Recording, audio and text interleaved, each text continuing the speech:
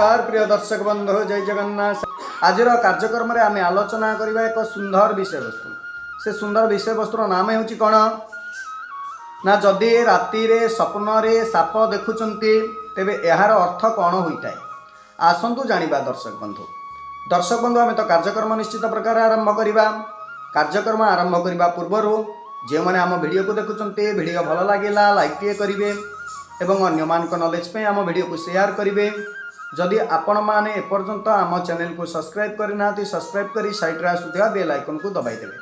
कारण यही ज्योतिष भित्तिक वास्तुभित्तिक और आध्यात्मिक वीडियो जितेबाला आम आम चैनल अपलोड करूँ दर्शक बंधु सर्वप्रथमे आपड़ देखिपारे। दर्शक बंधु एवं आसतु आम संपूर्ण रूपे कार्यक्रमटी आरंभ करवा। दर्शक बंधु आम एवं संपूर्ण रूपे कार्यक्रम आरंभ करवा। दर्शक बंधु आपण देखिथिबे सदा सर्वदा आपण रात्र रे शयन करुथिबा समय रे जदि आपण को स्वप्न रे साप देखा जाए तेबे यार अर्थ कौन होइथाय कौन आपण जानिछंती कि जो माने सकाळ 4टा रु 5टा मध्य स्वप्न देखि थांती ताहार अर्थ यह होइथाय कि आपणक स्वप्न बहुत जल्दी पूर्ण हेबाकू जाउछि। जदि राति समय रे कौनसी व्यक्ति स्वप्न देखती तेबे यह सत हेबार संभावना कम रही है। आज आम जानिबा स्वप्न रे साप देखिबार अर्थ कौन होता है। दर्शक बंधु अनेक समय रे आमे विभिन्न प्रकार स्वप्न देखि थाउ जहाँ अनेक समय रे सत होई न थाए। एही सबु स्वप्न को देखि अनेक समय रे लोक माने भय करी नहीं थांती। बेले बेले स्वप्न रे साप मध्य अनेक लोक देखि थाउ जहाँ को देखि आमे भयभीत हो जाई थाउ। जदि राति रे सोईबा समय रे साप स्वप्न देखती तेबे यह अशुभ विचार करा जाए।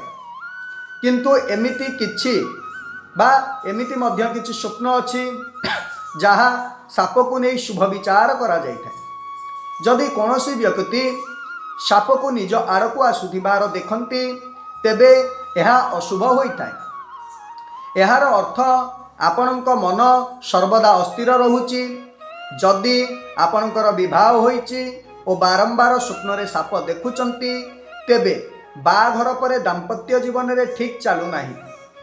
स्वप्न रे जदि साप को खेलुथिबार देखती तेबे शुभ स्वप्न होता है।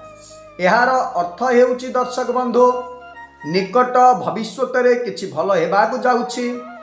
स्वप्न रे साप कामुड़ी थिबार देखिले यह अशुभ होता है। यार अर्थ यह कि आपणकर शत्रु आपण को समस्यार पकाइबा पई किछि रणनीति प्रस्तुत करूछंती। दर्शक बंधु सेही भली स्वप्न रे बड़ साप देखिले कौनसी शत्रु आपण को असुविधा रे पकाउछि। सापटी बारंबार कामुड़ी थिबार ओ आपणक पछरे दौड़ी थिबार देखंती तेबे यार अर्थ कौनसी ना कौनसी रोग निकट रे हेबाकू जाउछि। जदि स्वप्न शेषनाग को देखंती तेबे महादेवंक दर्शन करिबा सह समान होइथाय। जे कौनसी साप स्वप्न देखुचंती ओ आपन को भय लागुछि तेबे ता पर दिन शिव मंदिर को जाई क्षीर और कला राशि अर्पण करंतु। दर्शक बंधु देखिबे आपणकर आउ साप स्वप्न दोष रहिबो नाही।